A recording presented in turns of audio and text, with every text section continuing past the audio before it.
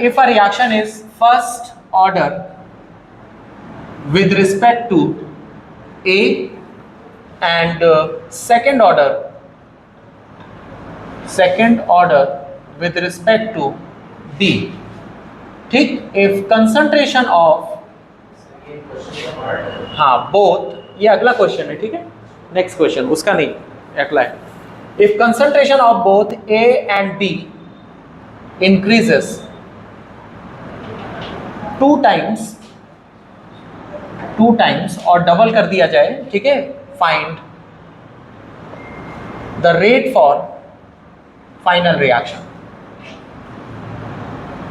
ठीक, अगर कोई रिएक्शन A के रिस्पेक्ट में फर्स्ट ऑर्डर है और B के रिस्पेक्ट में सेकंड ऑर्डर है और उन दोनों की कंसंट्रेशन को बढ़ाकर अगर हम डबल कर दें तो आपको बताना है कि उनका रेट अब क्या हो जाएगा। सॉल्यूशन बेटा देखो बहुत इजी सॉल्यूशन है, एक बार समझ लो तो बिल्कुल आराम से समझ में आएगा। कि पहले हम लिखेंगे कोई रिएक्शन A फर्स्ट ऑर्डर है A के रिस्पेक्ट में, तो सपोज दैट उसका रेट मान लिया R1, तो R1 इज इक्वल टू है K A की power 1 because it is first order with respect to 1 and with respect to B it is second order, तो B की कंसंट्रेशन की पावर हो जाएगा 2। दिस इज इक्वेशन 1 कि कोई रिएक्शन है उसका rate of reaction is equal to हो गया K A के रिस्पेक्ट में फर्स्ट ऑर्डर और B के रिस्पेक्ट में सेकेंड ऑर्डर। इक्वेशन बना ली। इसी तरह से R2 इज इक्वल टू हो जाएगा K, अब दोनों की कंसंट्रेशन को बढ़ाकर कितना कर दिया, डबल, 2 टाइम्स, तो इसकी कंसंट्रेशन हो गई 2A, इसकी पावर हो गया 1 और B की कंसंट्रेशन हो गई 2B और इसकी पावर 2, इसको मान लो 2।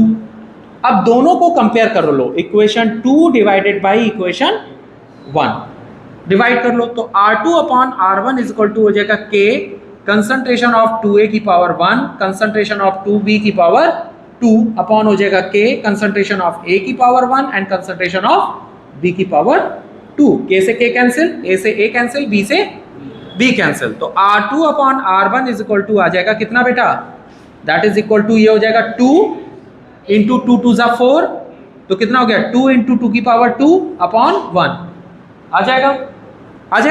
ये कितना हो जाएगा, तो R2 बराबर हो जाएगा 8R1, मतलब the rate of reaction becomes 8 times of initial rate. ठीक है, तो यहां पर लिख देंगे therefore the final rate become 8 times of rate initial rate. ठीक है, इनिशियल रेट ऑफ